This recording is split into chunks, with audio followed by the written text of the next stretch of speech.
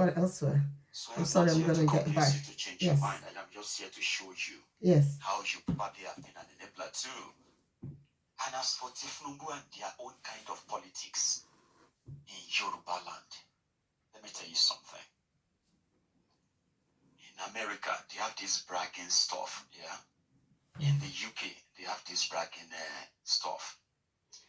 They will look at generation to generation, and every generation, they are offered their own opportunities of prosperity. Okay? First, every generation in this part of the world, they are trained and educated and prepared for what the challenges will be when they will be of age.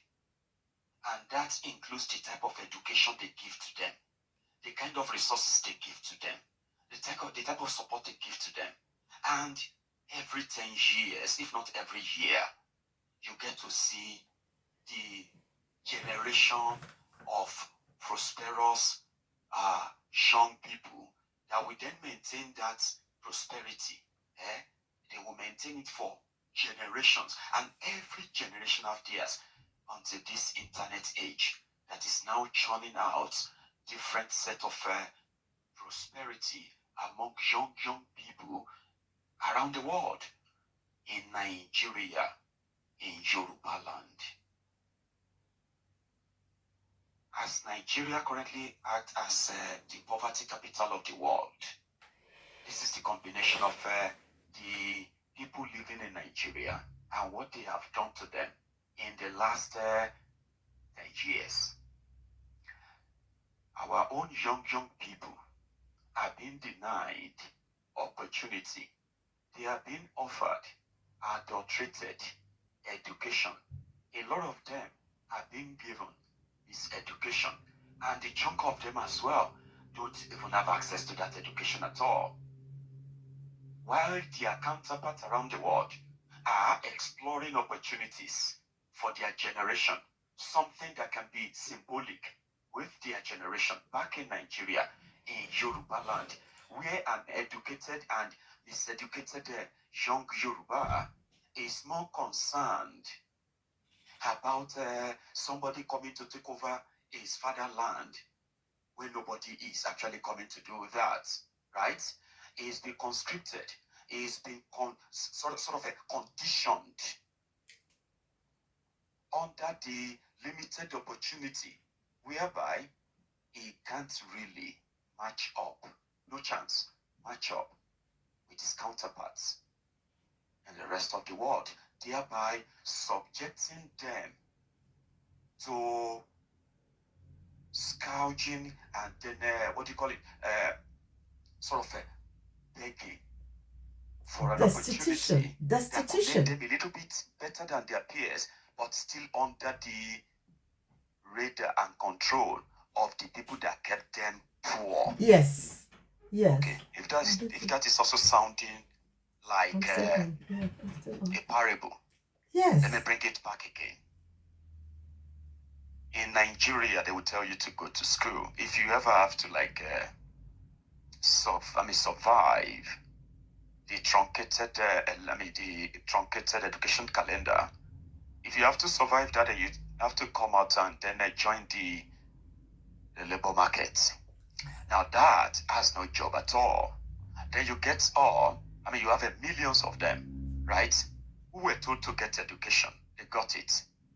In the process, their self-esteem are in a way, and even their mental health are in a way being messed up until they now face the reality that the country actually have nothing for them, right? The opportunity to create jobs by them is also not there. There is no real support, nothing. They are going to be on their own. So the opportunity they will have to wait for is when they can be favored. And that is why religion in Nigeria is something else, okay? When people are in a way conditioned or limited by the criminals who know no tribe, no ethnic, no religion, but they love to play the cards in order to keep you divided and poor. In this regard, then you resort into miracle. Who can do something miraculously sharp to change your life when the opportunities are not there? And then you keep on going and going and going until you hit the bottom of the rock. That is Nigeria. Now we are left at the mercy of our oppressors.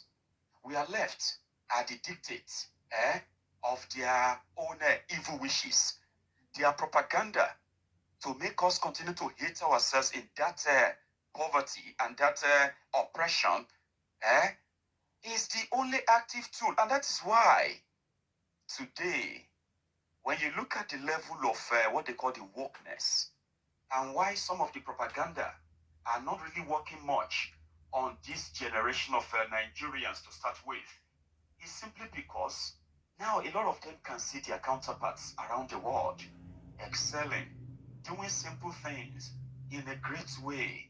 They are asking questions. How I'll come they take it can't from have there. all of that? Thank you, Mayego. Thank you. I wanted to just share that with us. I'm happy that Mayego is a Yoruba man. He's not an Igbo man. He's not an Edo man. He's a Yoruba man. And he's speaking out against all this rubbish of knocking heads together, getting Yorubas to hate Igbos and kill them. Look at the number of people that were killed in Lagos just because they are not Yorubas.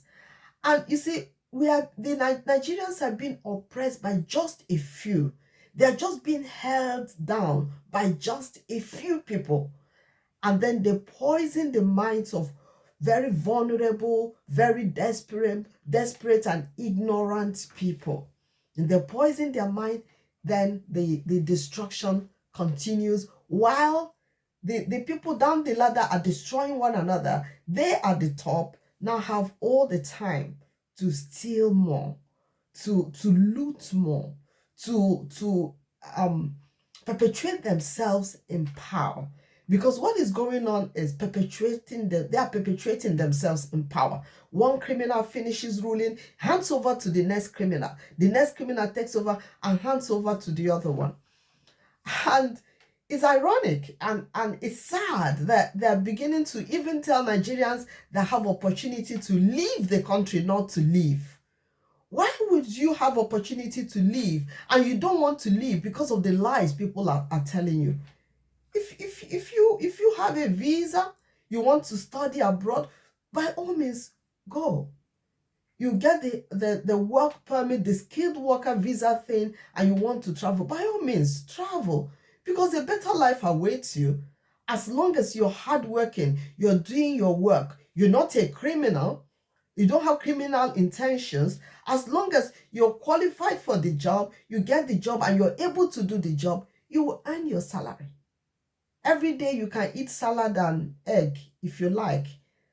Unlike in Nigeria where it's only the looters, the greedy, evil looters are able to eat well and eat salad and egg. Here, the poorest of the poor can eat salad and egg every day. You are able to pay your rent. You don't have to go and beg anybody. You don't have to go and sit in church and let pastor manipulate you and lay hands on you before you have money to pay your rent. That doesn't happen. You have to go to work, make the money, and you pay your rent. You are able to pay other bills that come with it. You're able to feed yourself. You're able to clothe yourself. You don't have to destitute to the pastor. You don't have to destitute to any criminal politician. You serve God, you worship God with all your mind, with all your heart, with all your soul, without being afraid of, oh, the GO will do this to me, the GO will do that to me, oh, this person will do that. You will have peace. And then you're living in a secured country. They are secure. The people of the Western world, they understand one thing, which is the foundation their forefathers laid for them. That if you are living well and your neighbor is not living well, your life is at risk. So they are able to make everybody comfortable. You don't have a job. Okay, for the period you don't have a job, they give you welfare. You're able to eat well. You're able to pay your rent. And then when you get a job, you continue your life. But in Nigeria, even the salary due to people, the politicians will steal it. The doctors went on strike in Abia State because they hadn't received their 8-month salary. 8-month salary. How do people survive without salaries? And then any journalist that talks, they lock them up, they torture them. Some die in detention there. A lot of people get missing without anybody knowing that it was the DSS that arrested them and kept them. They say they have a cell that is 7 stories down in Abuja. They've locked up many journalists there just for speaking the truth, just for calling them accountable for what they promised the people they would do. Provide security, provide light, provide water, provide good roads. They have the money to do that, but they'll rather pocket it. They'll rather stash them away in accounts abroad and send their children to live abroad in opulence while they're impoverishing and robbing the people blind. And then you wake up and one politician is telling you it's Igbos that are taking your jobs and taking your land, and you start killing them. It's Southerners, people who are not from our state, they should leave. That is the height of stupidity. Because the people telling you this thing, most of them have their children living in other countries. They have their relations living in other countries. They have houses. They go and relax. They buy lands in foreign countries. So why are they saying it's wrong for you, a Nigerian, to buy land in their state just because you're not from that state? My brothers and sisters, we'll continue to speak out against evil. We must continue to speak out against evil. I implore you to please subscribe to this channel and share this message so that people can hear and be liberated. People can have hope and people can live well. They will not allow these rogue politicians to twist their mind and twist their brain and make them commit evil. The insecurity going on is being sponsored by these criminal leaders. They are the ones sponsoring it, because how do you justify that people will just go and slaughter communities and walk away free? They walk away free. They slaughter people. They take over their farmlands. They take over. They're there in the farmlands even. You don't have to look for them and say, oh, they did what they did and ran away. They didn't run away. They've taken over. They slaughter people. They spill blood just to take over. And you want to tell me the Nigerian military cannot stop them? Ragtag army, you want to tell them Nigerian military cannot rout them? No, because even most of them, their members are in the Nigerian military, have been recruited into the Nigerian military to protect the terrorists, to protect these killers, to protect these mass murderers and looters, because the politicians need them to create, to heat up the polity and create chaos. And then the politicians will say, oh, we're going to fight the bandits. We're going to provide security. We're going to do this. If not that we're doing this, this would have happened. The country would have fallen apart. They're deceiving themselves. Like I always say, whatever you sow, you will reap it. They are going to reap it. They will not get away with it. They will reap it, because there's a God that rules in the affairs of men. We keep exposing them. We keep talking about them, because they cannot silence us. They're wasting their time. Thank you so much for stopping by. Kindly subscribe, share, and like. And I'll see you again. Thank you. God bless you.